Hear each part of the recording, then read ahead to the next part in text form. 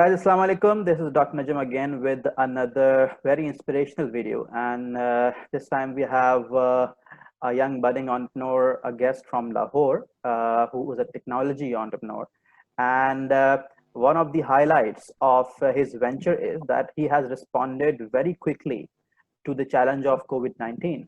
And one of the gadgets that his company has produced is actually helping people to prevent a spread of corona. तो हम इस पे आज बात करेंगे। Thank you very much Abdullah Afzal साहब कि आपने वक्त निकाला और अब हमारे पास लाइव शो में आए। मैं चाहूँगा कि मैं ज़्यादा वक्त ना लूँ, आप अपना खुद तारुफ करवाइए, अपना बैकग्राउंड बताइए और फिर हम आपकी स्टोरी सुनना चाहेंगे, आपकी इंस्पिरेशनल स्टोरी कि आपने कैसे स्टार्ट किया, कितने पैसों से स्टार्ट किया, क्योंकि अमूमन एक कन्फ्यूजन ये होती है कि बहुत ज़्यादा कैपिटल चाहिए आपको स्टार्ट करने के लिए। तो आपके केस के अंदर क्या हुआ, फिर आप time wise, year by year, month by month किस तरह से आपकी कंपनी की ग्रोथ हुई और आप इस वक्त कहाँ स्टैंड करते हैं। तो मैं चाहूंगा पहले आप थोड़ा सा अपना तारुफ करा दें, अपनी कंपनी का तारुफ करा दें और फिर आपकी स्टोरी। Ji please. जी बिल्कुल। अस्सलाम वालेकुम। आई एम अब्दुल्ला अफजल और मैं मैकाट्रॉनिक्स इंजीनियर हूँ फ्रॉम यूईटी लाहौर। तो ये इस तरह से शुरू होती है कि 2017 में जब मैं यूईटी से मैंने अपनी इंजीनियरिंग कंप्लीट की, तो उस टाइम पे मैंने ये सोच लिया था कि मैंने जॉब नहीं करनी, I have to do my own business और मैंने जो है वो जॉब्स बनानी है। बट वो मैंने सोच तो लिया था, बट उसके लिए मुझे कुछ समझ नहीं आ रही थी कि मैंने करना क्या है, where I have to start. तो मैंने जो है वो अपना जो चीज़ मुझे आती थी वो मुझे आती थी ये सर्किट्स और प्रोग्रामिंग और रोबोटिक्स के काफ़ी कॉम्पिटिशन्स में मैंने पार्टिसिपेट भी किया उनको। अच्छा सॉरी अब्दुल्ला, आपकी वीडियो गायब हो गई है, योर वीडियो हैज डिसअपीयर्ड। हाँ आप सही है, आ गई, दोबारा आ गई वापस। जी ओके सॉरी जी कंटिन्यू। जी तो मैंने अपना इंस्टीट्यूट ओपन किया, उसके अंदर जो है हम की ट्रेनिंग्स करवा रहे थे रोबोटिक्स की और प्रोग्रामिंग की। बट मेरे माइंड में एक चीज़ थी कि आई नीड समथिंग कि मुझे जो है ना, जिससे मैंने अपनी जर्नी को शुरू करना है और मैं उसकी जो है ना उसको ढूंढ रहा था। तो आफ्टर 3 और 4 मंथ्स मेरे एक जानने वाले हैं नॉर्वे में, तो वो यहाँ पे आए हुए थे पाकिस्तान में और उनसे बात हो रही थी। उनकी वहाँ पे कुछ बेकरीज हैं और उनकी जो सबसे वहाँ पे मशहूर आइटम है वो है जलेबी है। तो उन्होंने ये बताया कि उनको जो सबसे ज्यादा इशू आता है वो ये आता है कि वहाँ पे लेबर इश्यूज हैं। उनके पास जो हलवाई है वो एक है और उनको एक्सपेंशन में इशू आ रहा है, वो उन्होंने मल्टीपल शॉप्स ओपन करनी है, हलवाई एक है, जो एक है वो भी उन्हें तंग करता है। तो उन्होंने मुझे कहा कि यार कोई इस तरह पॉसिबल है कि कोई ऐसी मशीन बन जाए कि ये मेरा काम ऑटोमेट हो जाए। तो मुझे उस टाइम जो है ना मेरे माइंड ने वो किया कि यार ये एक अपॉर्चुनिटी है कि जहाँ से मैं स्टार्ट ये सब अपनी जर्नी को। तो मैंने उनको उस टाइम बता दिया कि यस इट्स पॉसिबल, ये हो जाएगा। तो उन्होंने मुझे साथ ही कहा कि ये कितने में हो जाएगा और कितना टाइम लगेगा। उनको मैंने जो है वो बताया कि मैं आपको 2 दिन में जो है ना इसका टाइम और इसका एस्टिमेट बजट बताता हूँ। 2 दिन बाद मैंने उनको इसका एस्टिमेट बजट बताया कि इस पे 10 लाख एक्सपेंस आएगा और ये मशीन आपकी 6 महीने में कंप्लीट हो जाएगी। उन्होंने मुझे जो है वो उसका 50% एडवांस दिया और मेरे पास पैसे आ गए अपने प्रोजेक्ट में काम करने के लिए। मेरे पास उस टाइम पे कुछ भी नहीं था, जस्ट आइडियाज थे और जस्ट एक ख्वाहिश थी कि यार कुछ बनाना है या कुछ करना है। तो वो पैसे जब आए तो उससे मैंने वो मशीन पे काम शुरू किया। 6 महीने तो नहीं, 7 से 8 महीने में वो मशीन कंप्लीट हुई और वो मशीन हमने उनको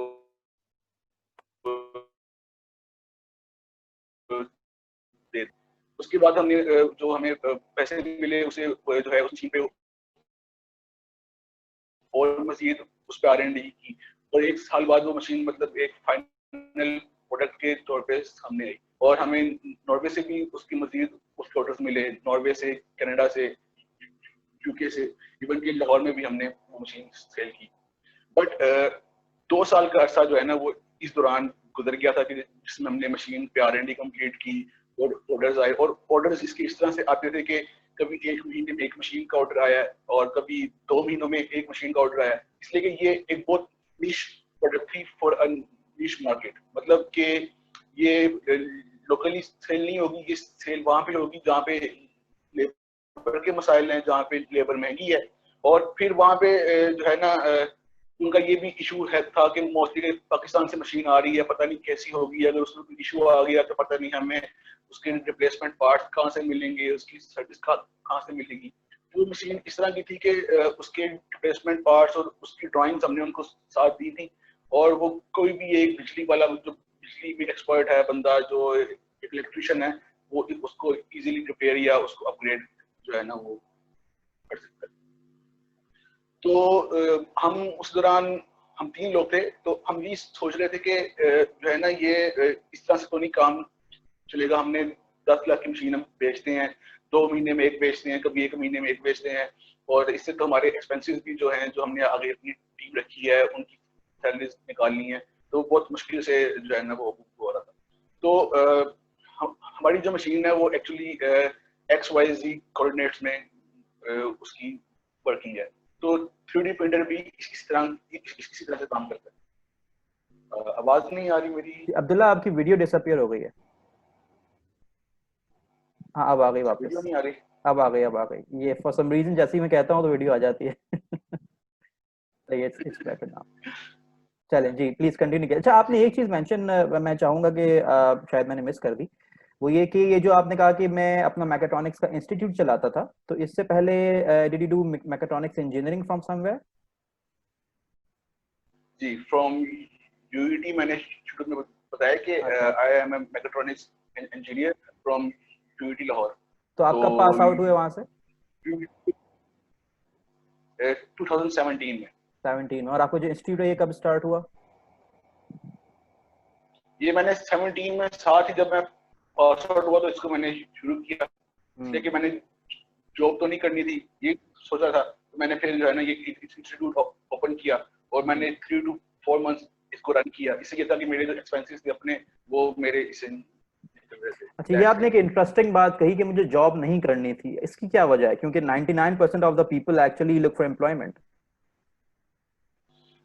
जी बिल्कुल, इसकी ये वजह थी कि मैं देखता था कि जो मेरे सीनियर्स हैं, जो जॉब्स पे हैं, उनकी जो जब मैं उनसे जाके मिलता था, तो वो 5-5 साल बाद भी जो उनकी जो उनकी लर्निंग है वो कोई खास नहीं थी। मतलब कि वो अगर एक बंदा एक फैक्ट्री में है ना, तो उसको नॉलेज सिर्फ उस फैक्ट्री की है, और उससे बाहर क्या हो रहा है दुनिया में, क्या नई इन्वेंशंस आ रही हैं, क्या नई टेक्नोलॉजी आ रही है, उसको उस बारे में कुछ नहीं पता था।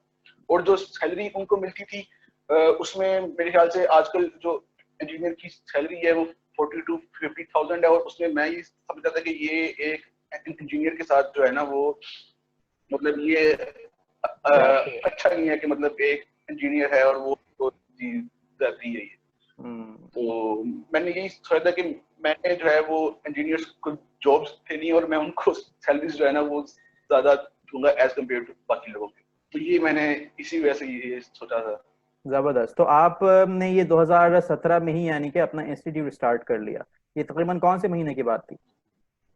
जी, ये अगस्त 2017 अगस्त की बात है। ये अगस्त की बात है। उसके बाद ये जो आपको पहला ऑर्डर मिला, आपने नॉर्वे की बात की, ये कब मिला आपको? ये 2018 फरवरी में। अच्छा, यानी कि उसके 6-7 माह के बाद आपको ये पहला ऑर्डर मिला। और आपने ये डिलीवर कितने अरसे में कर दिया बना के?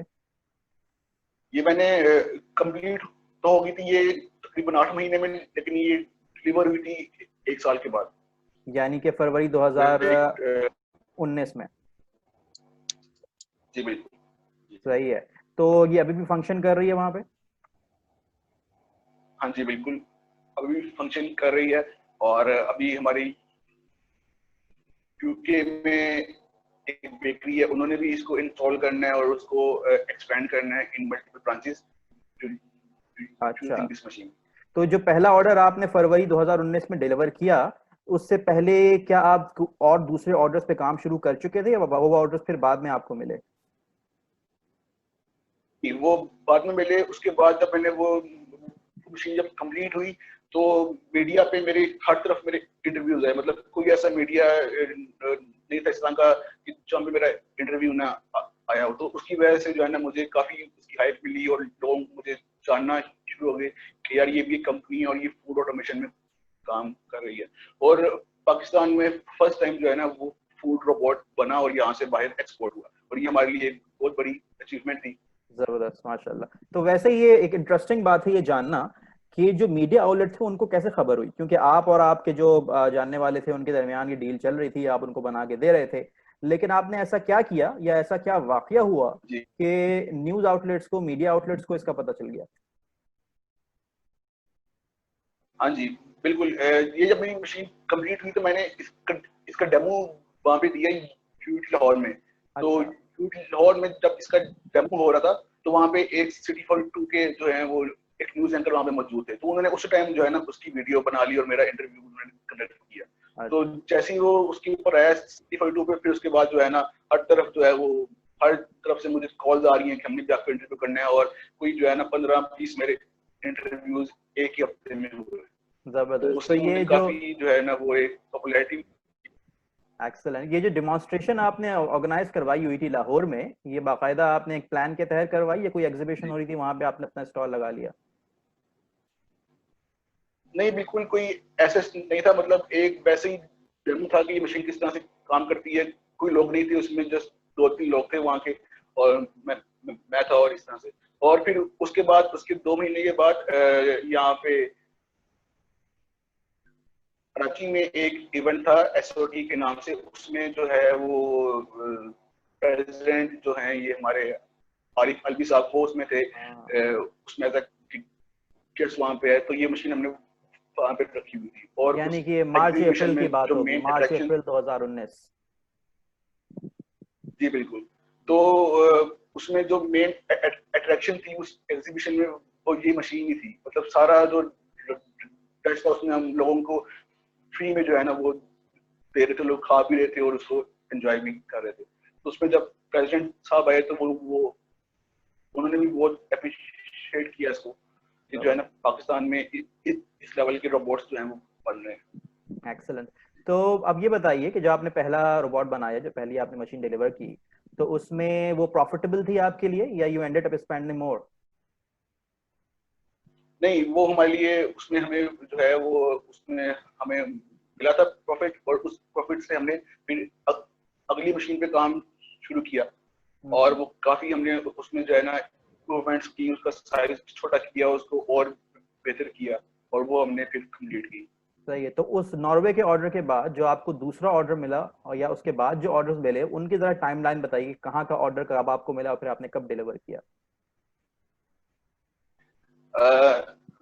नॉर्वे के ऑर्डर के 2 महीने बाद हमें वहां का ही ऑर्डर फिर से मिला, नॉर्वे का। अच्छा। और ये तकरीबन बात है 2009 जून की बात है, तब हमें वहां का ऑर्डर फिर से मिला। फिर उसके अगले महीने जो है हमें कनाडा से एक ऑर्डर मिला, और उसी मंथ में हमें लाहौर का भी एक ऑर्डर मिला। लाहौर में अच्छा। फजल स्वीट्स है बहुत मशहूर, उनका ऑर्डर मिला। उन्होंने भी अब जो है अपनी सारी जो उनकी ब्रांचेस है उसमें उसको इंस्टॉल करना है अभी। जबरदस्त। तो इस तरह से सही है। तो यानी कि अब तक आप कितने ऑर्डर्स डिलीवर कर चुके हैं? Like only 5 machines. 5, और इसमें 2 नॉर्वे में है, एक लाहौर में है, एक कनाडा में और एक यूके में है, इज दैट ट्रू? जी जी सही है, बिल्कुल। जबरदस्त। और ये प्राइस आपने वही 1 मिलियन पे मेंटेन रखी हुई है या उसको आप वेरी कर रहे हैं? फर्स्ट 2 मशीन जो थी वो हमने इतने में सेल की थी, उसके बाद हम इसको ले आए थे 7 लाख पे, अच्छा, इसलिए कि हमने काफी है। उसकी कॉस्ट बहुत रिड्यूस की थी, उसका साइज रिड्यूस किया था, तो हमने पीछे से कॉस्ट बहुत हमने कम की, इसलिए फिर हमने बाकी जो है वो 7 लाख में सेल की। सही है। अच्छा, अब एक जरा इस हवाले से बताइए कि जो स्टूडेंट होते हैं इंजीनियरिंग के, वो अपना फाइनल ईयर प्रोजेक्ट तो करते हैं जबरदस्त तरीके से, लेकिन उसमें मेहनत भी बहुत होती है, लेकिन वो प्रोजेक्ट इस काबिल नहीं होता कि वो आगे मार्केट में किसी के हाथ में जाके इस्तेमाल हो सके। आपने जब ये काम किया तो आपने इस हवाले से क्या सीखा कि एक प्रोजेक्ट को प्रोडक्ट में कन्वर्ट करने के लिए क्या करना पड़ता है? जी, मैं आपको इसमें बताया तो इस मशीन को कंप्लीट होने में तकरीबन इसमें 1 साल लगा, जो सब कुछ मिला के। तो इस मशीन का जो इसका वर्किंग प्रोटोटाइप था वो 2 महीने में कंप्लीट था। अच्छा। लाइक 2 महीने में वो मतलब एक FYP के लेवल का प्रोजेक्ट कंप्लीट था। उसके बाद जो उसमें हमें 10 महीने लगे वो उसको प्रोजेक्ट से प्रोडक्ट में कन्वर्ट करने में लगे। तो अगर आप तो कुछ उसमें टिप्स बताएं काफी क्या करना मसाइल थे, पड़ा मतलब आपको? उसमें। जी। जी, जी। तो उसमें सबसे पहले ये कि हमने ये सोचना था कि ये मशीन जा रही है आउट ऑफ कंट्री, और वहां पे अगर इस मशीन में कोई इश्यू आता है तो हम वहां पे जाके उसको रिपेयर नहीं करेंगे। तो हमने ये सोच के मशीन बनाई कि वो इजीली कोई भी टेक्निकल बंदा उसको खोल के उसको रिपेयर कर सके। फिर जो उसके अंदर पार्ट्स हमने यूज किए, वो पार्ट्स हमने इस तरह से देखे कि जो सारी दुनिया में इजीली आपको मिल जाए किसी भी कंट्री में। उसके लिए फिर हमने जो इंडस्ट्रियल पार्ट्स होते हैं वो उनको चूज किया, और उसके बाद जो उसकी फिनिशिंग है, उसकी आउटलुक है, वो बहुत इंपॉर्टेंट थी, उस पर बहुत काम किया।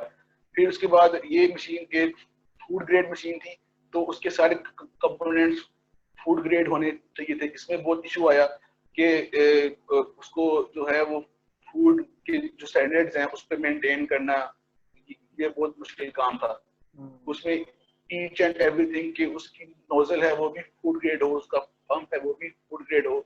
तो उस पर बहुत जो है ना वो हमें मुश्किल आई, उस पर बहुत हमने काम किया। उसके बाद जाके जो है ना वो ये चीजें फाइनलाइज हुई कि वो एक फूड ग्रेड मशीन जो इंटरनेशनल स्टैंडर्ड्स हैं फूड ग्रेड के, उसके ऊपर बनी। फिर अगर ही वो आप वहां पे एक्सपोर्ट हुई, वहां पे इस्तेमाल हुई। जबरदस्त, अगर आप ये एस्टिमेट दें कि इसमें से कितने परसेंट जो आपके कंपोनेंट्स थे वो इम्पोर्टेड थे और कितने लोकली मैन्युफैक्चर्ड थे, तो क्या एस्टिमेट होगा आपका? जी, इसमें 40% कंपोनेंट्स जो थे वो इम्पोर्टेड थे। ऑलराइट, सही है। हम्म। अच्छा, आप इस दौरान जो आपने स्टोरीज बनाई, आई मीन एक्सलेंट, जबरदस्त। ये आपने एक एंटरप्रेन्योरशिप में कहते हैं ना, नीड बेस्ड प्रोडक्ट जो आपकी होती है, तो एक बहुत ही अहम नीड थी जिसको आपने जो है फुलफिल किया। और मेरे ख्याल से पूरे दुनिया के अंदर जो पाकिस्तान इंडियन डायस्पोरा है वो आपकी मार्केट है इस वक्त, क्योंकि जारी बात है जी कि बिल्कुल। पाकिस्तान के अलावा अगर आप वेस्ट में चले जाते हैं तो वहाँ लेबर बहुत एक्सपेंसिव है। तो बजाय इसके कि वो लाखों रुपए लेबर में दें, तो बहुत से लोग ऐसे होंगे चाहेंगे कि रोबोट को अडॉप्ट करें और अपनी कॉस्ट सेविंग करें और साथ में एक यूनिफॉर्मिटी ला सके अपनी प्रोडक्ट के अंदर। क्योंकि एक बहुत अहम फीचर आपकी प्रोडक्ट का ये होगा कि एक खास पैटर्न के अंदर ये बना सकती है, और there could be a possibility कि आप इसको प्रोग्राम इस तरह करें कि वो डिफरेंट पैटर्न्स में बना के जो है वो डिफरेंट शेप्स में बना के जलेबी जलेबी मैनुअल लेबर ना कर सके। जी जबरदस्त। अच्छा। जी बिल्कुल, इसमें ऐसी है शेप्स, नेम्स शेप्स ये उसमें बना सकती है।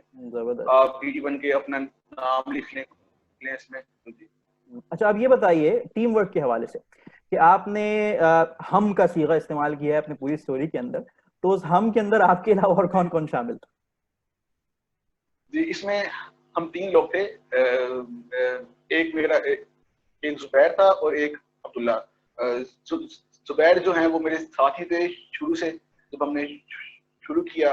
और वो भी मेगाट्रॉनिक्स इंजीनियर हैं, और अब्दुल्ला जो है वो भी मेगाट्रॉनिक्स इंजीनियर हैं। वो जो है मेरे सीनियर थे, उन्होंने हमें आफ्टर 6 मंथ्स इसमें ज्वाइन किया जब ये मशीन शुरू हो गई, और उसके 6 महीने बाद उन्होंने हमें इसमें ज्वाइन किया। उसके बाद काफी इंटर्नीज थे हमारे साथ, जो मेरे जूनियर्स थे वो, वो थे, तो उन्होंने मुझे हेल्प किया इस मशीन को कंप्लीट करने में। एक्सीलेंट। यानी कि मेनली आपके 3 लोग हैं टीम के अंदर जिन्होंने इसके ऊपर कंप्लीट किया काम अपना। जबरदस्त। अच्छा, चलिए अब हम आ जाते हैं दोबारा फरवरी 2019 के ऊपर। तो आपने पहली मशीन डिलीवर कर दी, उसके बाद आपको बाकी ऑर्डर्स मिले। यहाँ से अब आगे चलते हैं और हम फिर उस मशीन की तरफ आते हैं जो आपका नेक्स्ट प्रोजेक्ट था। जी, 2019 फरवरी। जी, तो ये जो मशीन थी ये एक्स वाई कोऑर्डिनेट्स पे काम करती है। तो उस दौरान हमने इसके R&D के लिए कुछ 3D प्रिंटर्स मंगवाए, बाहर से इंपोर्ट किए, और वो अनफॉर्चुनेटली कस्टम्स में फंस गए। और फिर हमें ये जो है ना इंफॉर्मेशन मिली कि 3D प्रिंटर की इंपोर्ट जो है वो पाकिस्तान में बैन है। तो फिर हमने बहुत कोशिश की और हमारे प्रिंटर्स वहाँ से नहीं निकले, और फिर उसके बाद हमने सोचा कि यार हमें इसकी जरूरत तो है, और जो हमारी मशीन है ये भी उसी मैकेनिज्म पे काम करती है, तो हम अपना बना लेते हैं।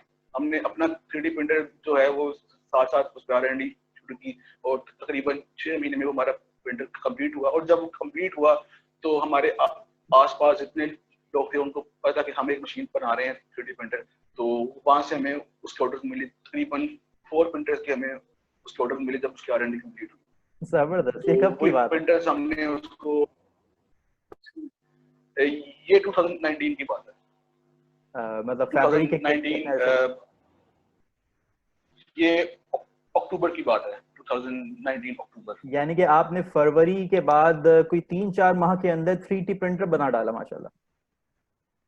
हाँ जी बिल्कुल जी। एक्सेलेंट। तो जब वो कंप्लीट हुआ तो मैं जो है वो आसपास से जो मेरे दोस्त थे या जो लोगों को पता था कि हम कुछ बना रहे हैं, जब वो कंप्लीट हुआ हमने उनकी वीडियोस भेजी, तो हमें उसके 4 ऑर्डर्स मिले उसके। वो हमने फिर उसको हम फिर उसमें लेके आए, मैन्युफैक्चरिंग में लेके आए। 2 महीने हमें उसमें लगे। ओवर अराउंड जनवरी में हमने तक हमने जो है ना तकरीबन 10 3D प्रिंटर्स हमने बेचे। और उसके बाद जो है ये आ गया कोविड-19 आ गया। कोविड-19 जब शुरू हुआ, इसमें जो है ना मैंने आपको जो बताया नहीं, इसमें जो सबसे ज्यादा मुझे सपोर्ट की है और जो मेरे फैसल शेरजान फ्रॉम NIC लाहौर और अलमास हैदर साहब जी, तो आप इन इनकी लोगों ने मुझे बहुत सपोर्ट किया जी जी। तो ये मुझे जो है ना मेंटोर करते रहे हैं, और जहाँ पे भी मैं फंसता था थोड़ा सा जो है ना वो फेलियर्स आते थे, तो ये लोग मुझे जो है ना वो मोटिवेट करते थे। तो जब ये आया है कोविड-19 आया है, तो सर फैसल के साथ मैं बैठा था और हम ये सोच रहे थे कि हमें जो है ना इस मुश्किल सिचुएशन में इस कंट्री की हेल्प करनी है। तो सबसे पहले हमें ये आइडिया है कि let's make a ventilator. But जब वेंटिलेटर का हमने सोचा तो हमने ये भी सोचा कि वेंटिलेटर जो है एक लाइफ सेविंग मशीन है, और वो 2 से 3 महीने में नहीं बन सकती, ठीक है। और इस टाइम पे जो हमें इस तरह का सोल्यूशन रिक्वायर्ड है कि हम इसको अर्जेंट बेसिस पे जो है वो सोल्यूशन अप्लाई हो सके। उसी टाइम पे वहाँ पे जो है ऑस्ट्रेलिया में कुछ डॉक्टर्स बना रहे थे वॉल्व्स वेंटिलेटर के, उसके ऊपर मल्टीपल पेशेंट्स जो है ना उस पर अटैच हो सके। तो मैंने उनसे बात की, उन्होंने मुझे अपने डिजाइन भेजे उस वॉल्व के। हमने उसको यहाँ पे 1 हफ्ते के अंदर अंदर उसको बनाया, उसको थोड़ा सा वो किया, मॉडिफाई किया, और उसको यहाँ पे जो है शौकत खाना में जाकर उसको टेस्ट किया। और वो टेस्ट हमारे 3-4 दिन में टेस्ट हमारे फाइनलाइज हो गए। मतलब कि अब हम एक वेंटिलेटर के ऊपर 4 पेशेंट एट ए टाइम उस पर आ सकते थे। तो ये एक बहुत बड़ी अचीवमेंट थी। तो जैसे ये कंप्लीट हुआ उसके बाद फिर से हमारे मीडिया के ऊपर काफी इंटरव्यूज आए, इवन के आफ्ताब इकबाल के शो में आया, फिर BBC ने मेरा वो किया, इंटरव्यू किया, मेरे ऊपर एक आर्टिकल लिखा। जबरदस्त। ये आपने कितने अरसे में कंप्लीट कर लिया? ये मुझे लगता है 2 से 3 माह के अंदर आपने डिप्लॉय कर दी है चीज। नहीं, विदिन 9 to 10 days।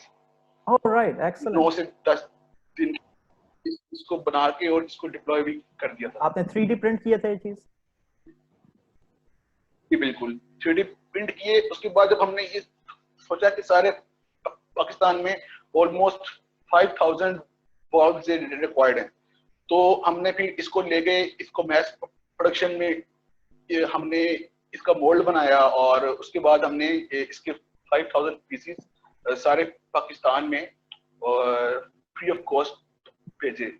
तकरीबन 300 जो है हॉस्पिटल्स, उनमें हमने ये फ्री ऑफ कॉस्ट जो है ये बॉल्ब्स भेजा। जबरदस्त, एक्सीलेंट। तो इसकी फंडिंग कहाँ से मिली आपको? फंडिंग उसकी इस तरह से मिली कि कुछ लोगों ने हमें जो है ना उसकी डोनेशंस दी, ऑलराइट। और उसी से जो है इसकी प्रोडक्शन हुई और ये हमने जो है वो इसको वो किया। और ये अभी भी इस्तेमाल हो रहे हैं हॉस्पिटल में? तो अब तो आई थिंक नहीं इस्तेमाल हो रहे जरूरत नहीं पड़ रही। हैं, अब मेरे ख्याल से इतना नहीं है, बट जी अभी जी। एक्सीलेंट। तो उसके बाद हमने ये सोचा कि जो है ना इस टाइम पे जो ये कंडीशन है, हमें इसके हवाले से कोई ऐसी प्रोडक्ट जो है ना कि जिससे हमारी कंपनी को भी, इसलिए कि ना तो हमारे 3D प्रिंटर्स होते सेल, ना हमारी मशीन होती सेल, और मेरे एम्प्लॉयज थे, मैंने उनको सैलरीज देनी थी, तो बहुत हम थे कि यार कि अब क्या करें। तो हमें ये पता था कि हमारी ये मीडिया पे एक हाइप बन गई है, लोग हमें अब जानते हैं कि हम जो है वो मेडिकल में और कोविड में जो है वो कुछ बना रहे हैं। तो हमें कुछ लोगों ने ये कहा कि जो थर्मामीटर्स हैं बाहर जो है ना यूरोपियन कंट्रीज में ऑटोमेटिक थर्मामीटर्स होते हैं कि जो वॉल माउंटेड होते हैं, और उसमें आपको जो ऑपरेटर है उसकी जरूरत नहीं होती, इसलिए कि जो ऑपरेटर है जिसके हाथ में थर्मल गन है वो भी उसको भी जो है ना वो वायरस उस तक भी आ सकता है, और अगर उसको आ जाता है तो जितने लोग उसके पास से गुजरते हैं उनको भी हो सकता है। तो वो एक था मसला। तो हमने जो इंटरनेशनल इस तरह की थी कंपोनेंट्स वो उनको देखा, उनको स्टडी किया, और तकरीबन 1 मंथ में हमने ये जो डिवाइस थी हमारी वॉल माउंटेड थर्मो स्कैनर, इसको कंप्लीट किया। ये जो है 0.05 सेल्सियस की एक्यूरेसी से आपको जो है टेम्परेचर बताता है। हालांकि जो हमारी यहाँ पे इस्तेमाल हो रहे हैं थर्मोमीटर्स उनकी एक्यूरेसी बिल्कुल भी नहीं है। तो इसको हमने 1 महीने कंप्लीट किया, इसको हम लेके आए, इसको मैस प्रोडक्शन में अब तक हमने 200 पीसीज इसके जो है वो सेल कर दिए हैं। अब उसका एक और वर्जन आ गया है जो फेशियल कंडीशन के साथ आपकी अटेंडेंस मार्क करता है कि लाइक जब आप बिल्डिंग में एंटर होंगे तो आपका टेम्परेचर भी नोट होगा और आपकी अटेंडेंस भी मार्क हो जाएगी। तो वो मॉडल भी अब रेडी है। अभी हमने PIC Pakistan Punjab institute of cardiology में इसको इंस्टॉल किया है। फिर हमने इसको अभी हमारा फिंजा के साथ MOU हुआ है, उन्होंने इसको जो है वो इंस्टॉल करना है। फिर OGDCL वहाँ पे इंस्टॉल किया, उन्होंने इसको अपनी फील्ड्स में इंस्टॉल करना है। इस तरह से मल्टीपल हैं इंस्टीट्यूट्स जो हमसे ये खरीद रहे हैं। अच्छा, ये थोड़ा डेट बताइएगा कि ये आपने ये जो वेंटिलेटर का वॉल्व था ये कौन से मंथ में कंप्लीट करके डिप्लॉय किया, और फिर उसके कितने महीनों के बाद आपने ये जो नेक्स्ट प्रोडक्ट थी ये लॉन्च कर दी? जी, ये हमारा कंप्लीट हुआ था इसके अप्रैल के फर्स्ट वीक में। अप्रैल के फर्स्ट वीक में ये कंप्लीट हुआ था, और अप्रैल के बाद जी 2020 और मई के उसके लास्ट वीक में हमारी ये प्रोडक्ट कंप्लीट थी, और ये हमने जो है ना वो आफ्टर प्रोडक्शन जो है वो इसको सेल करना शुरू किया था इसमें जून में। सही है। तो अभी तक पाकिस्तान के कितने शहरों में ये इस्तेमाल हो रहा है आपकी प्रोडक्ट? पाकिस्तान के मतलब इस्लामाबाद में, पेशावर में, कश्मीर में, कोयटा में, कराची में, लाहौर में, अभी तक इन सिटीज में। जबरदस्त। अब थोड़ा सा अपने बिजनेस साइज के हवाले से बताइएगा। इस वक्त आपकी टीम कितनी बड़ी है? क्या आप किसी प्रॉपर सेटअप ऑफिस में, फैक्ट्री में शिफ्टेड हैं, या फिर एक स्कैटर्ड काम कर रहे हैं, आउटसोर्स कर रहे हैं काम ज्यादातर? इसमें ये है कि अभी हमारी जो इसकी R&D टीम है उसमें 10 लोग हैं, उसमें 6 जो हैं वो परमानेंट एम्प्लॉयज हैं और 4 जो हैं वो उसमें वो हैं इंटर्नीज हैं। और मार्केटिंग की एक टीम है, उसमें 3 लोग हैं, वो जो हैं वो सेल्स परसेंटेज पे काम करते हैं। अच्छा। मार्केटिंग एंड सेल्स की टीम है, और दैट्स इट। उसके अलावा हम 3 पार्टनर्स हैं। तो आपकी जो मास ये भी प्रोडक्शन हमारी है वो आपने आउटसोर्स की हुई है? हाँ जी, मैथ प्रोडक्शन के जो कुछ कंपोनेंट्स हैं, असल में हमारी जो अपनी लैब है उसके अंदर जस्ट इसकी सैम्पलिंग होती है, सही और है। जितने कंपोनेंट्स हैं वो हमने उनको आउटसोर्स किया हुआ है। हम्म, तो ये जो टीम फॉर्मेशन है, हायरिंग है, आपके जो सप्लायर्स हैं, सब कॉन्ट्रैक्टर्स हैं, उनका डिसीजन है, ये आप 3 लोगों ने ही किए या फिर इसके अंदर भी आपको कोई मेंटोर्स शामिल थे? नहीं, इसमें हम 3 लोग ही थे, इसलिए कि हम लोग टेक्नोलॉजी में हमारा एक्सपीरियंस भी है और हम समझते भी हैं कि मार्केट किस तरह से काम करती है, और जो ये जितने भी लोकल लोग हैं इस फील्ड में हम उनको जानते भी हैं, सो भी हम खुद से जो है ना वो इस पे देते हैं। अच्छा, आपकी स्टोरी के अंदर एक चीज बहुत अमेजिंग है जो कि आपको दूसरे लोगों से जो है, you stand out of the crowd because of that, वो है आपकी जो स्पीड है। यानी कि the concept conversion of that concept into a prototype and conversion of that prototype into a real product, ये आप विद इन वीक्स कर रहे बिल्कुल हैं। तो what is the secret, what बिल्कुल। Would you like to tell others जो आप कर रहे हैं, अगर वो भी इसको फॉलो करें तो वो भी जल्दी कर सकते हैं? इसमें ये है कि जब हम इसको सोचते हैं ना कि हमें ये चीज बनानी है, और उसके बाद फिर हम सोते नहीं है, हम सोना ना सोते हैं, ना ठीक से खाते हैं, ना बस हम अपनी लैब में होते हैं सारे, अपने बता देते हैं फैमिलीज को कि यार हम जो है ना वो 10-15 दिन के लिए नहीं आएंगे घर, तो फिर हम अपनी लैब में आते हैं और फिर वहां भी खाते हैं पीते हैं, उधर ही अगर सोना हो तो सोते हैं, और जब तक वो कंप्लीट नहीं होती तो हम उस लैब से बाहर नहीं आते। ये एक छोटा सा सीक्रेट है। जबरदस्त। लेकिन ये कि जो सप्लायर्स को मैनेज करना है वो इतना आसान काम नहीं होता, दो हवालों से। पहला हवाला ये कि टाइम पे डिलीवरी, और दूसरा उस क्वालिटी की डिलीवरी जो आपने उनसे प्रॉमिस करवाई है। इस हवाले से आप क्या कैसे कंट्रोल करते हैं सप्लायर्स को? इसमें भी इस तरह से है कि हम उनको जो है ना पेमेंट उस टाइम पे देते हैं जब कंप्लीट होती है, और हम उनको ये कहते हैं कि अगर हमें इस टाइम में ये इसकी डिलीवरी नहीं होगी तो आपको पेमेंट मतलब हम आपसे नहीं लेंगे, हम किसी और से ले लेंगे। तो उनको फिर ये उन पे भी एक प्रेशर होता है कि हमने इसको इसी टाइम में इसको कंप्लीट करना है और इनको खास कर आपका जो ऑर्डर साइज है, उस साइज की वजह से आप शायद कॉम्प्रोम उनके साथ निगोशिएट कर पाते हैं, वरना एक दो चीजों के अंदर तो वेंडर्स में खास खाते नहीं बिल्कुल। लाते लोगों को। हाँ जी बिल्कुल, ये जो थर्मामीटर है ये हमारा इसमें इसका साइज ज्यादा, लाइक अब तक हमने जो हमारे पास 500 का स्टॉक मौजूद है और 200 पीसेस हमने इसके अब तक बेच दिए हैं, और अब हम इसका एक्सपोर्ट का सोच रहे हैं कि इसको हम एक्सपोर्ट करें। उसमें भी कुछ इंटरनेशनल डिस्ट्रीब्यूटर्स हैं, उनके साथ हमारी एमओयूज हुए हैं साइन, तो इंशाल्लाह हमने इसको अब आगे एक्सपोर्ट की तरफ जा रहे हैं। अच्छा, एक फायदा जो एनआईसी के साथ अटैच होने का होता है वो ये कि आप इंटरनेशनल इन्वेस्टर्स की नजरों में आते हैं। आपके केस के अंदर क्या जी हुआ, बिल्कुल। क्या आप एक्सपोज हुए, क्या आपको फंडिंग मिली? What is the situation of funding at the moment? हाँ जी बिल्कुल, हम वो हुए, एक्सपोज हुए, और सबसे हम जो है वो हमारी मीटिंग्स भी हुई, कुछ ने वो भी लिया, इंटरेस्ट भी लिया। लेकिन पाकिस्तान में जो है ना ये एक बदकिस्मती है कि इन्वेस्टर्स जो हैं वो हार्डवेयर स्टार्टअप से भागते हैं, इसलिए कि हार्डवेयर जो है वो जो है उसमें टाइम ज्यादा लगता है, इन्वेस्टमेंट ज्यादा है, और उसमें रिस्क भी ज्यादा है। तो वो जो है वो उनका इंटरेस्ट होता है सॉफ्टवेयर बेस्ड स्टार्टअप या वेब बेस्ड स्टार्टअप के, जिनके अंदर इन्वेस्टमेंट थोड़ी है, टाइम भी थोड़ा है, और उसमें जो उसका जो उनको उस पर प्रॉफिट मिलना है वो भी उनको जो है वो जल्दी मिल जाता है। तो ये एक बदकिस्मती है, बल्कि ये पाकिस्तान में नहीं है, ये सारी दुनिया में ऐसी है कि जो इन्वेस्टर्स हैं वो हार्डवेयर स्टार्टअप से भागते हैं। और फिर हमने ये सोच लिया था कि हमने जो है ना वो इन्वेस्टर्स से जो है ना फिर हमने भी उनसे दूर भागना है।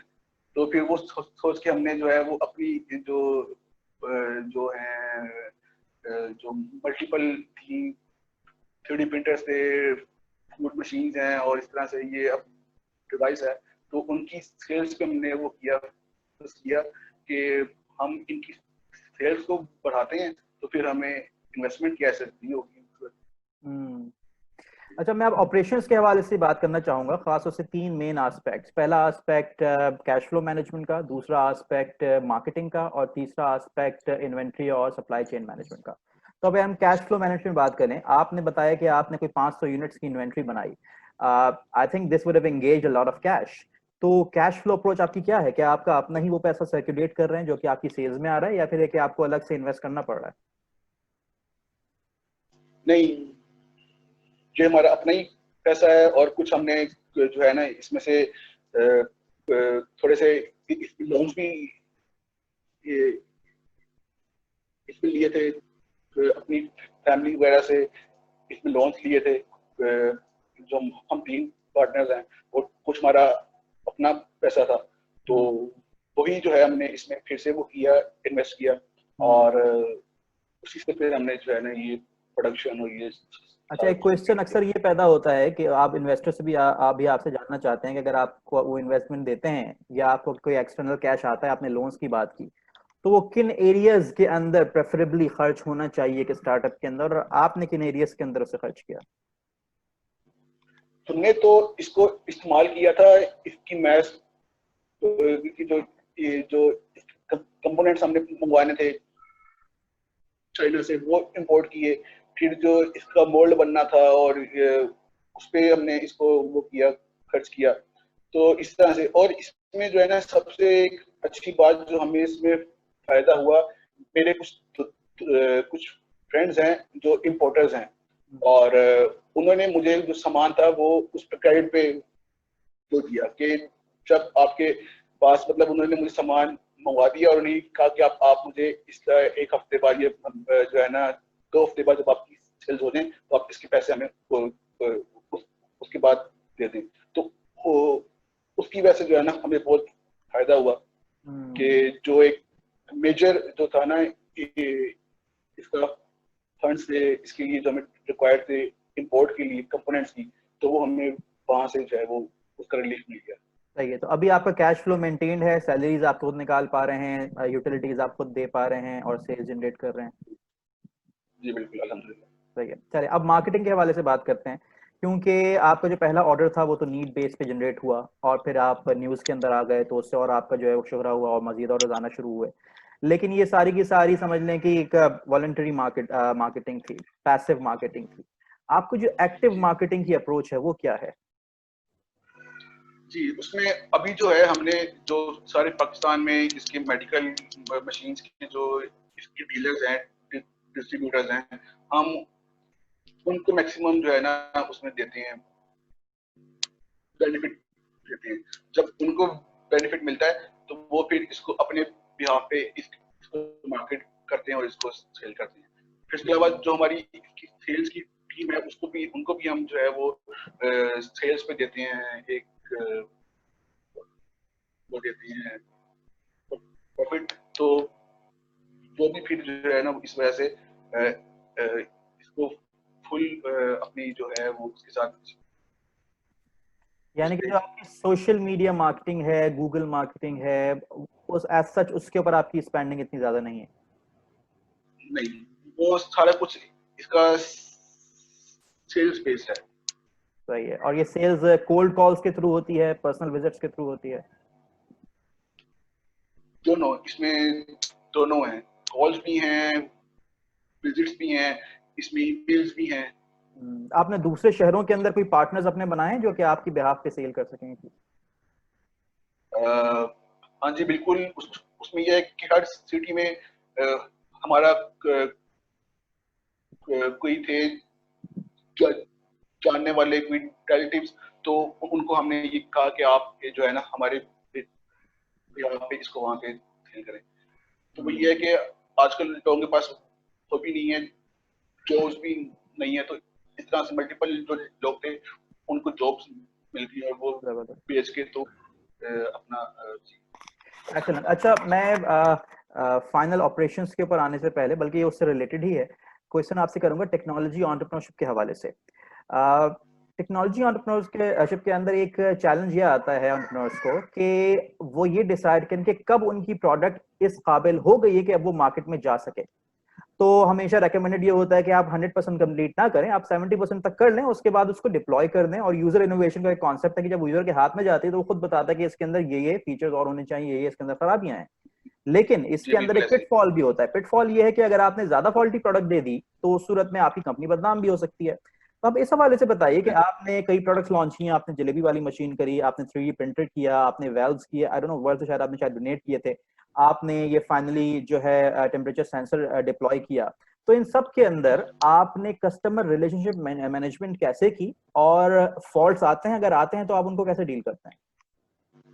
हाँ जी बिल्कुल, ये तो लाजमी है कि आपके हार्डवेयर जो प्रोडक्ट्स हैं वो उनमें शुरू में फॉल्ट्स आते हैं। उसमें यह है कि आपका जो कस्टमर है ये चीज़ आप उसको बताएं कि ये चीज़ हमने जो है अभी ये फर्स्ट टाइम बनाई है और इसमें इश्यूज आ सकते हैं, और अगर इश्यूज आएंगे तो हम लोग यहाँ पे आपके लिए मौजूद हैं, हम इन इश्यूज को सॉल्व करेंगे। तो मतलब ये चीज़ आपने पहले अपने कस्टमर्स को बतानी होती है कि इसमें इश्यूज आ सकते हैं और हम इसके लिए यहाँ पे मौजूद हैं। तो ये हम लोग जो है ना हमेशा अपने कस्टमर्स को ये बता देते हैं कि ये चीज अभी फर्स्ट टाइम यहाँ पे बनी है, और अगर इसमें इश्यूज आते हैं तो हम इसके लिए यहाँ मौजूद हैं, हम आपको फुल टाइम इस पे सर्विस देंगे, इसकी रिप्लेसमेंट देंगे। तो ये इस तरह से तो मतलब आपकी लाइक टीम जो के अभी हमारा। अंदर, जी आपकी टीम के अंदर कोई अलग से आपने टेक्नीशियंस रखे हैं जो कि साइट विजिट करते हैं, या फिर है कि आपने से कोई खुद ही जाके देखता है कि क्या खराबी आई है? नहीं नहीं, जो हमारी टीम है इंजीनियर्स की, तो वही खुद जाके इसको देख लेते हैं जो तो एक अंदाजा इश्यूज है। बताइए कि तकरीबन आपके कितने रिटर्न बैक्स आ जाते हैं, या कितने साइट विजिट आपको करने पड़ते हैं प्रोडक्ट डिप्लॉयमेंट के बाद? ये जो हमारा अभी जो ये वाली जो है थर्मोमीटर है, इसके शुरू में हमें कुछ इश्यूज आए थे, मतलब कि 5-6 कस्टमर की तरफ से इस पे जो है ना वो आया था। उन इश्यूज को हमने वो किया, उनको ठीक किया, उनको रिजोल्व किया। उसके बाद से अब तक कोई इशू नहीं है, और उसमें यह है कि हम इसकी 3 मंथ रिप्लेसमेंट वारंटी है। ऑलराइट। उनसे कहते हैं कि अगर कोई इशू आया है तो आप हमें वो भेज दें, हम आपको न्यू पीस भेज देते हैं। जबरदस्त तो जबरदस्त। ऐसे ऐसी इतना इशू नहीं इसके है। अंदर एक फनी चीज ये भी होती है, I am also into technology entrepreneurship, I am working in the field of IoT. तो इसमें एक फनी चीज ये भी होती है कि आपने इमेजिन भी नहीं किया होता कि आपकी प्रोडक्ट जब कस्टमर के हाथ में जाएगी तो वो उसको किस किस तरह इस्तेमाल करेगा। और फिर जब आपको जी पता बिल्कुल चलता है तो आप सर पीटते हैं, बोलते हैं कि यार हमने तो सोचा ही नहीं था। फिर आपको उतना ही रोबस्ट बिल्कुल। बनाना पड़ता है। तो आपके केस के अंदर ऐसा कोई वाकया हुआ? हाँ जी, ऐसा हुआ था। वो जो है हमारी मशीन थी, जलेबी रोबोट जो था। अब जब वो मशीन उनके पास पहुंची, अब वो लोग थे बिल्कुल अननोन थे इससे, ये जो रोबोट से या मशीनरी से, वो बिल्कुल एक देसी लोग हैं पंजाब के। तो उनके पास जब वो मशीन पहुंची तो उनका ये था कि यार जिस स्पीड से बंदे का हाथ हिलता है ना, इस मशीन को भी उसी स्पीड से हिलना चाहिए। तो उनका ये कंसर्न था। अब इस कंसर्न के ऊपर हम लोगों ने इतनी मेहनत की, बट ये है कि मशीन उस स्पीड से नहीं उसकी होती मूवमेंट जिस स्पीड से जो है वो उस बंदे का हाथ हिलता है। बट ये कि उनको ये समझाना उसमें ये थी मुश्किल थी कि जो बंदा है वो घंटे बाद थक जाएगा, ये मशीन 24 घंटे के बाद भी नहीं थकेगी। तो इसकी एट द एंड जो इसकी वो है, इसकी जो प्रोडक्शन है वो उससे ज्यादा ही है इंसान से। तो ये इस तरह के वो एक्सलेंट इश्यूज एक्सलेंट। आते हैं। सही है। अच्छा, फाइनली अब हम आ जाते हैं ऑपरेशंस वाली साइड के ऊपर, इन्वेंट्री मैनेजमेंट। और तो आप ये समझते हैं कि आपने जो 500 यूनिट्स बनवाए तो दे वर एडिक्वेट, या फिर कुछ ज्यादा पैसे आपने एंगेज कर दिए इन्वेंट्री में? क्या मतलब? मतलब एक डिसीजन ये होता है इन्वेंट्री मैनेजमेंट में कि what should be your order size, कि आप एक वक्त में कितने बनवाएं कि वो ऑप्टिमल हो। ऑप्टिमल से मुराद, जब आप ऑर्डर साइज बढ़ाते हैं तो पर यूनिट कॉस्ट आपकी कम हो जाती है, लेकिन जितने जी ऑर्डर आपके पास बड़ा होगा उतना पैसा एंगेज होगा, उतना ही स्टोरेज स्पेस चाहिए आपको उसको रखने के लिए। तो ऑपरेशंस के हवाले से मैं जी कह रहा हूँ कि how do you take this decision कि कितना बड़ा ऑर्डर होना चाहिए, कितने पैसे उसमें हम एंगेज करें, और मार्केटिंग के हवाले से क्या आप फोरकास्ट करते हैं कि हम इतने सेल कर लेंगे इतने अरसे के अंदर? इस हवाले से थोड़ा सा अपनी स्ट्रेटजी बताइए। हाँ जी बिल्कुल, इसमें इस तरह से है कि पहले हमने हमें इसके ऑर्डर्स हमने जो है ना पहले इसकी वो कंप्लीट हुई, इसकी एमडीपी, वो उसकी वीडियो से हमने इसके ऑर्डर्स लिए, तो लाइक इसके 100 जो थे हमें इसके ऑर्डर्स मिल गए थे। तो हमने फिर 200 जो थे कंपोनेंट्स उनको इंपोर्ट किया और उसको रेडी किया, तो वो 200 भी हमारे सेल हो गए। अब ये था कि 200 के ऊपर जो उसकी कॉस्ट थी वो ज्यादा थी, और अल्टीमेटली जो थी वो उसकी प्राइस भी ज्यादा थी। तो हमने ये सोचा कि अगर हम इसको 500 पे जाते हैं तो इसकी प्राइस भी कम हो जाएगी, और इसको लोकल मार्केट में सेल करना भी जो है वो इसको इजी है। तो इसलिए कि यहाँ पे लोग जो है ना इसको कंपेयर जो है ना वो होता है उससे, जो आपकी हैंड गन है उससे ये सोचते हैं कि ये और वो सेम है, हालांकि ये और वो सेम नहीं है। अभी आप कितने पे रिटेल कर रहे हैं इसको? इस टाइम 17,000 पे। जबकि एक जो नॉर्मल इंपोर्टेड गन है चाइना से वो कितना कॉस्ट करती है अमूमन? वो आती है 5 से 6 हज़ार में। अच्छा, तो ये आपको ट्रबल महसूस नहीं हुई कि वो प्राइस डिफरेंस इतना ज्यादा है तो सेल्स करने के अंदर? इसमें जो इसका सेंसर है, टेम्परेचर सेंसर है, इट्स इंपोर्टेड फ्रॉम बेल्जियम, और वो उसकी एक्यूरेसी बहुत ज्यादा है। और जो अभी आपकी ये जो थर्मल ये जो है इनकी वो नहीं है, एक्यूरेसी इतनी खास नहीं है। उसके अंदर जो सेंसर इस्तेमाल हुआ है वो सेंसर जो है वो आपको मिल जाता है 200 रुपए का, और जो इसमें सेंसर इस्तेमाल हुआ है वो 6,000 रुपए का है। तो ये इतना डिफरेंस है। एक्सीलेंट। अच्छा, तो हमारा इसमें ये है कि हम एक्यूरेसी इंश्योर कर रहे हैं कि ये इट्स एक्यूरेट। सही है। तो माशाल्लाह आपका ये तकरीबन 3 साल का जर्नी है जिसमें आपने एक्सेलेंट अचीवमेंट्स की हैं, लेकिन हमेशा कुछ फेलियर्स भी होते हैं जो कि हिम्मत को आपको गिरा देते हैं। ऐसे कोई वाक़या हो तो बताएं जहाँ पे आपने एक्सपेक्ट कुछ किया था, हो कुछ किया, बहुत ही डिस्करेज आप हुए, लेकिन ये कि फिर उठ खड़े हुए एक एंटरप्रेन्योर की तरह और काम शुरू कर दिया। जी, अब तो वाकई जो है वो तो इतने ज्यादा हैं कि मैं जो है ना वो सोच रहा हूँ कि मैं कौन सा बताऊं। तो देखिए फेलियर्स ज्यादा होते हैं, जो है ना जो दुनिया को नहीं उनके सामने नहीं होते, हमें उनका पता होता है। तो कौन सा बताए हाँ, ये जब हमारी फर्स्ट प्रोडक्ट जो है हमने इसको कंप्लीट किया था, ये जो थर्मोमीटर था, तो एक फर्स्ट कस्टमर जो थे हमारे उनको हमने जो दी, और वो उन्होंने ये कहा था कि आई विल बाय 500 पीसीज आपसे मैं लूंगा इसके, अगर ये अच्छी हुई ठीक हुई। तो हमारा इसका एमवीपी था, हमने 3D प्रिंटेड उसकी बॉडी थी और हमने उनको भेज दिया। और भेजने के बाद जी 2 दिन बाद जी कंप्लेंट आ गई कि इसमें ये मसला है, ये मसला है, ये मसला है, 5-6 इश्यूज थे। और वो जब इश्यूज आए तो उन्होंने कहा कि नहीं मैं आपसे नहीं लूंगा। और उसके बाद तो हम लोग जो है बैठ गए कि यार ये क्या हो गया, ये तो इन्होंने हमने 500 पीस हमसे जो थे, तो फिर तो हम तो बैठ गए कि यार ये तो अब नहीं आगे इसका आपने कॉन्ट्रैक्ट साइन नहीं किया था? साइन हुआ था, उसमें ये थी कंडीशन के अगर ये ठीक हुई, ये इसमें कोई इश्यूज ना हुए तो फिर वो हमसे लेंगे। तो ये था। अच्छा। तो उसके बाद हमें ये एक शौक था। फिर ये है कि हफ्ते के बाद हमने इसकी वीडियोस जो थी वो शेयर की, तो इस और लोगों का भी इसमें वो आया, इंटरेस्ट आया। फिर हमने इसको इम्प्रूव किया, जो मसले मसाइल थे उनको सॉल्व किया, और फिर से हमने इसको इस पे काम। तो वो जो आपका 200 पीस वाला ऑर्डर था वो फुलफिल नहीं हो सका, लेकिन आपने बाकी कस्टमर्स एक्वायर कर लिए। तो आप क्या समझते हैं, ये अच्छा हुआ आपके स्टार्टअप के लिए, या फिर ये कि इट वाज अ सेटबैक? नहीं, मैं हम लोग ये अच्छा हुआ, मतलब कि हमें समझ आ गई कि हम इस टाइम जो है वो उसमें रियल लाइफ में जो हमारी जो इसकी आइटम है वो ठीक भी है कि नहीं, उसमें इश्यूज हैं। तो एक जो उसका उसका यूजर का फीडबैक है वो इसमें बहुत इम्पोर्टेंट है। तो वो अच्छा हुआ, उसकी वजह से हमने अपनी ये जो थी आपको ये, मल्टीपल कस्टमर्स मिले तो आपको मल्टीपल फीडबैक मिले, जिससे आपकी प्रोडक्ट शायद ज्यादा बेहतर हुई। जी बिल्कुल।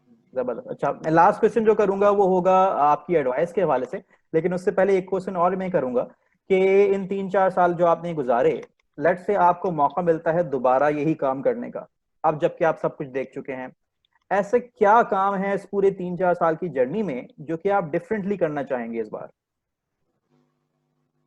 हाँ, मैं ये समझता हूँ कि मैं ये अगर मैं फिर से आता हूँ तो मैं आई विल फोकस, मेरा फोकस होगा बस एक उस पे, बस एक जो वो है किसी एक जो मशीन है उसके ऊपर।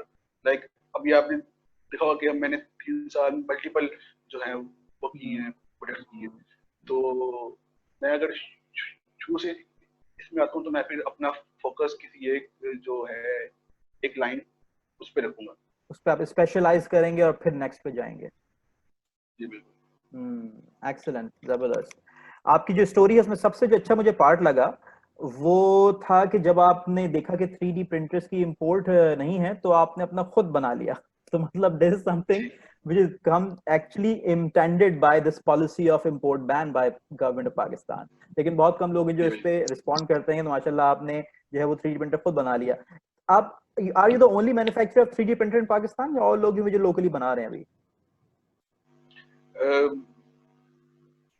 जहाँ तक इसकी इंफॉर्मेशन मुझे है उसमें यह है कि जो लोग यहाँ पे बना भी रहे हैं वो उसको उसके उसके कंपोनेंट्स वहां से मंगवाते हैं और उसको यहाँ पे असेंबल कर लेते असेंबल करते हैं। हैं। तो तो आपका कितने परसेंट इंडिजिनस है और कितने परसेंट इंपोर्टेड है इस वक्त 3D प्रिंटर? इसके 40% पार्ट्स जो हैं वो सही इम्पोर्टेड हैं। है, सही है। जबरदस्त। अच्छा, लास्ट क्वेश्चन, जाते जाते 5 मिनट रह गए हमारे, तो आप 2 मिनट शायद लें इसमें मुश्किल से।